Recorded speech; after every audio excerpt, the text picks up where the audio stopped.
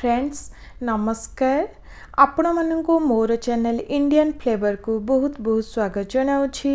Friends आज मुझे ओडिशार पारंपरिक चाउल खीरी रेसिपी नड़िया दे प्रस्तुत करबा। एही चाउल खीरी जेकोसी पूजा पर्व रे सेमिति मध्य बनाई परिबे।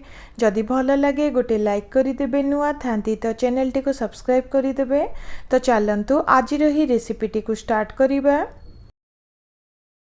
फ्रेंड्स खीरी पाई एठी मु प्राय 1/4 ग्लास एवं बासमती चाउल को नहीं। एठी आपण माने नॉर्मल अरुआ चाउल को नहीं परिबे। भल भावरे बतुरी जाइछि।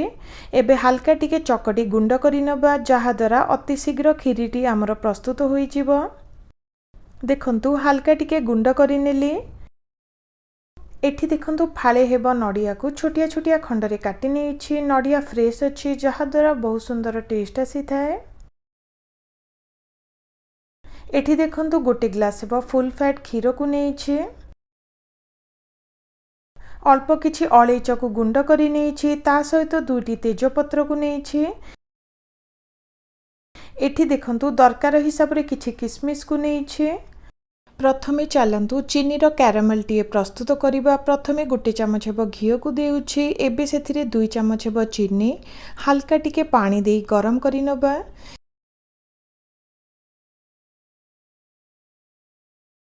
किछि समय पर देखंतु हल्का टिके बादामी रंग हेई गलानी। चीनी कैरामेल टीए प्रस्तुत हेई गला।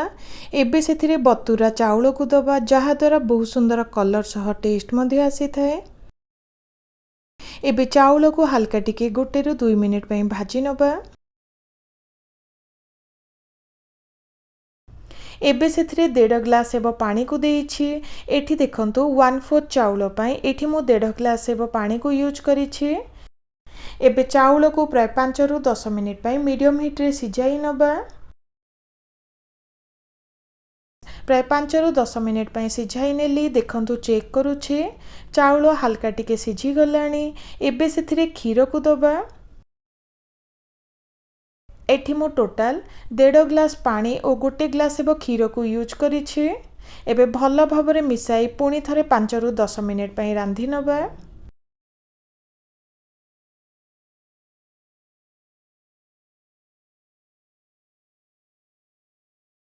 फ्रेंड्स किछि समय पर चेक करूछि, देखंतु चाउल क्षीर सह भल भाबरे सिझी गलानी। एबे सेथिरे तेजपत्र, अलैच और नडिया खंड को देउछि।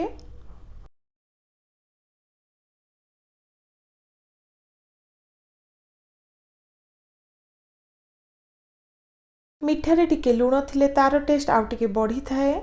एठी मु हल्का टिके लूण को देउछि। एठी आपण माने लूण को स्किप मध्य करि परिबे।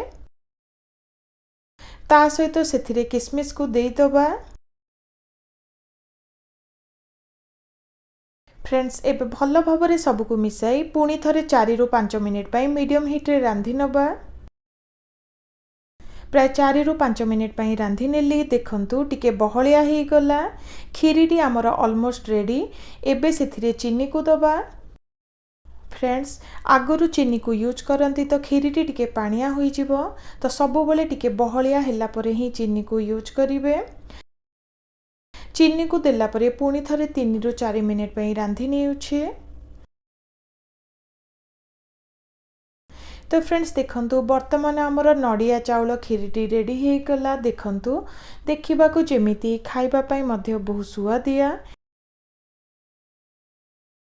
जेकोसी पूजा पर्व रे सेमिति मध्य बनाई परिबे। पिलांक ठारू बड़ जाए समस्त को पसंद आसीबो। जदि आज ही रेसिपीटी भल लगी थाए गोटे लाइक करदेवे। नुआ थांती तो आगु को नुआ नुआ वीडियो देखिबा पई चैनल टी को सब्सक्राइब करने को भूलिबे नहीं। रहुछि नमस्कार।